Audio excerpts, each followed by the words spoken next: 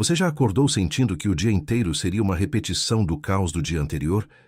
Que não importava o quanto se esforçasse, algo dentro de você permanecia apagado, pesado, sem luz? É que o mundo te ensinou a buscar mudanças grandes e espetaculares, quando Jesus sempre ensinou o oposto. São as pequenas fidelidades, as disciplinas invisíveis, os rituais sagrados feitos em secreto que transformam não apenas o que você faz, mas quem você é. O problema nunca foi a falta de vontade ou de informação. O problema é que você tem vivido desconectado da fonte. Você tem aberto os olhos para o mundo antes de abrir o coração para Deus. E quando invertemos essa ordem, o caos se instala por dentro e se reflete por fora. Na aparência cansada, na postura curvada, no olhar sem brilho, na casa desorganizada, nas escolhas precipitadas. A Bíblia nos lembra em Salmo 5:3: Pela manhã, Senhor, ouves a minha voz. Pela manhã apresento-te a minha oração e espero em ti. Não é por acaso que tantos servos de Deus ao longo da história se levantavam antes do amanhecer para buscar a presença do Pai. Eles sabiam que amanhã não é apenas o começo de um novo dia, é o momento de consagração, o instante em que você decide se vai viver como criatura do hábito ou como filho do Altíssimo. E quando você dedica as primeiras horas do dia a Deus, algo misterioso e poderoso acontece. Ele te reveste de dignidade, te enche de propósito, renova tuas forças e transforma até a tua aparência, porque a paz interior se reflete na beleza exterior. Capítulo 1. A rotina, que roubou a beleza. Beatriz acordava todos os dias às 7h15, com o som estridente do despertador. Antes mesmo de abrir os olhos completamente, sua mão já procurava o celular debaixo do travesseiro. Notificações, e-mails, mensagens de grupos, manchetes ruins. Tudo isso antes de colocar os pés no chão. Levantava correndo, ia direto para o banheiro, olhava no espelho e suspirava. Olheiras fundas, cabelo sem vida, rosto inchado, pele sem viço. Eu estou envelhecendo rápido demais, pensava, com uma tristeza que ela não sabia nomear. Passava base, corretivo, tentava cobrir o cansaço que vinha de dentro. Tomava café correndo, saía sem orar, sem planejar o dia, sem respirar. Vivia no piloto automático. No trabalho era eficiente, mas vazia. Em casa estava sempre irritada. Com o namorado, distante. Com Deus, em silêncio, há meses. Numa manhã de segunda-feira, ao sair apressada, trombou com a vizinha do 302, Dona Elisa, uma senhora de 68 anos que sempre a cumprimentava com um sorriso largo e genuíno. "Bom dia, filha. Que Deus abençoe teu dia." Beatriz murmurou um bom dia, seco, e seguiu. Mas algo naquele encontro a incomodou. Dona Elisa parecia mais jovem do que ela. Os olhos brilhavam. A pele tinha luz. A postura era ereta. Como? Beatriz carregava 40 anos a menos e parecia carregar o peso do mundo nas costas. Capítulo 2. O encontro com a luz. 2 semanas depois, Beatriz esqueceu a chave dentro de casa. Bateu na porta de Dona Elisa pedindo ajuda para chamar o chaveiro. A senhora abriu a porta com um avental florido, cheiro de pão caseiro no ar e um sorriso que parecia uma oração. "Entra, filha. Vou te fazer um chá enquanto espera." A casa era simples, mas organizada. Cada coisa no seu lugar. Havia uma mesinha perto da janela com uma Bíblia aberta, um caderno de anotações, uma caneca vazia e a luz da manhã entrando como um convite. "Você acorda cedo?" Beatriz perguntou, quase sem querer. "Todo dia, filha. Acordo às 5h30. É minha hora com Deus. Oro, leio a palavra, agradeço, escrevo, me preparo para o dia. Depois arrumo a casa, tomo café com calma, cuido de mim. Não saio de casa sem antes ter estado com ele." Beatriz sentiu um aperto no peito. Quando foi a última vez que ela havia feito isso? Dona Elisa não pregou, não deu sermão. Apenas serviu o chá com gentileza e ficou em silêncio enquanto Beatriz esperava o chaveiro. Mas aquele silêncio falou mais alto do que qualquer palavra. Havia paz naquela casa. Havia ordem. Havia presença. E Beatriz saiu de lá com uma semente plantada no coração. E se o problema não for minha genética, minha idade ou minha rotina corrida? E se for a minha falta de comunhão com Deus? Capítulo 3. A tentativa fracassada. Na manhã seguinte, Beatriz tentou. Colocou o despertador para tocar às 6 horas. Quando ele tocou, ela apertou soneca 3 vezes. Acordou às 6h45, atrasada de novo. Não consigo, pensou. Tentou de novo na quinta. Acordou, pegou a Bíblia, leu 2 versículos sem entender nada. Fechou e foi fazer café. Sentiu-se frustrada. Isso não é para mim. Eu não sou como a dona Elisa. Eu não tenho esse dom. E voltou para a rotina de sempre. Despertador, celular, correria, maquiagem, trabalho, irritação, cansaço. Até que numa sexta-feira, Beatriz recebeu a notícia de que não seria promovida. A vaga que ela esperava há 2 anos foi para outra pessoa. Ela saiu do escritório tentando segurar o choro, entrou no carro e desabou. Chorou como não chorava há anos. Chegou em casa, trancou a porta, deitou no chão da sala e gritou para Deus pela primeira vez em meses. Por que nada dá certo na minha vida? Por que eu me sinto tão perdida? Eu não aguento mais viver assim. Capítulo 4. A revelação no silêncio. Depois do choro veio o silêncio. Um silêncio profundo, quase assustador. Beatriz ficou ali, deitada no chão frio, olhando para o teto. E foi naquele vazio que algo aconteceu. Ela lembrou da mesa de Dona Elisa, da Bíblia aberta, da luz entrando pela janela. E uma frase atravessou seu peito como uma flecha mansa. Buscar a Deus em primeiro lugar. Ela levantou devagar, pegou a Bíblia empoeirada na estante e abriu em Mateus 6,33. Busquem, pois, em primeiro lugar o reino de Deus e a sua justiça, e todas essas coisas serão acrescentadas a vocês. Ela leu de novo, e chorou de novo, mas dessa vez com alívio. Deus estava falando com ela. Naquela noite, Beatriz tomou uma decisão radical. Ia mudar. Não porque queria ser promovida, não porque queria parecer mais jovem, mas porque queria sentir a paz que Dona Elisa tinha. Queria ter aquele brilho nos olhos. Queria viver conectada com Deus. E entendeu que isso não viria de uma oração desesperada uma vez por mês. Viria de uma rendição diária, matinal, secreta. Capítulo 5. A mudança invisível. Na segunda-feira seguinte, Beatriz acordou às 5h30. Não foi fácil. O corpo reclamou. A mente pediu mais 5 minutos. Mas ela levantou. Foi até a cozinha, preparou um café, sentou perto da janela ainda escura e orou. Senhor, eu não sei fazer isso direito, mas eu quero te buscar, ensina-me. Abriu a Bíblia em Salmos e leu devagar. Depois pegou um caderno velho e escreveu. Dia 1. Eu escolho começar contigo. Passou 20 minutos ali. Só isso. Depois tomou banho com calma, cuidou da pele, escolheu a roupa com atenção, tomou café da manhã sentada. Saiu de casa 15 minutos mais cedo. E o dia foi diferente. Não perfeito, mas diferente. Ela repetiu no dia seguinte. E no outro. E no outro. Sempre às 5h30. Sempre com Deus primeiro. Alguns dias eram profundos, outros mecânicos. Mas ela persistia. Começou a perceber mudanças pequenas. Acordava menos inchada. O olhar no espelho era mais gentil.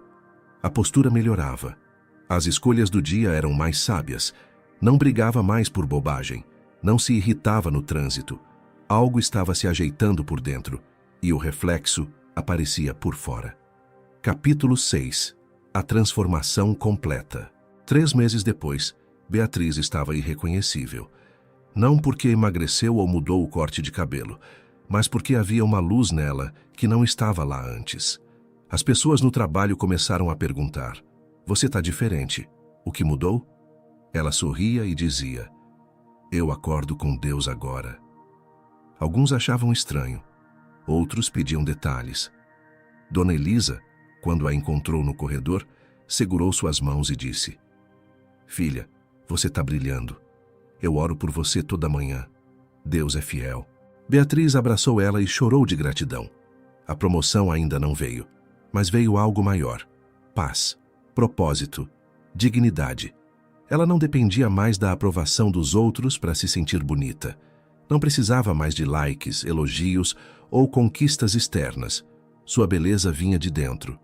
Sua vida estava em ordem porque sua alma estava em ordem. E tudo começou com uma decisão simples e radical: buscar a Deus todas as manhãs, antes de qualquer outra coisa. O fundamento bíblico da transformação matinal. A palavra de Deus está repleta de ensinamentos sobre a importância de consagrar as primeiras horas do dia ao Senhor. Em Marcos 1:35, vemos que Jesus, mesmo em meio a um ministério intenso, levantou-se de madrugada, saindo, foi para um lugar deserto e ali orava. Ele modelou para nós o princípio da prioridade. Antes de servir, antes de curar, antes de pregar, ele buscava o Pai. Provérbios 4:18 nos ensina que a vereda dos justos é como a luz da aurora que vai brilhando mais e mais até ser dia perfeito.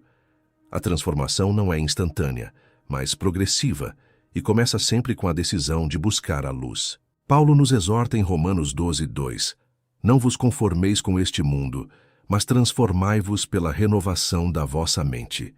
E essa renovação acontece diariamente no secreto, quando você escolhe alimentar seu espírito antes de alimentar seu corpo, quando você busca a verdade antes de consumir as mentiras do mundo.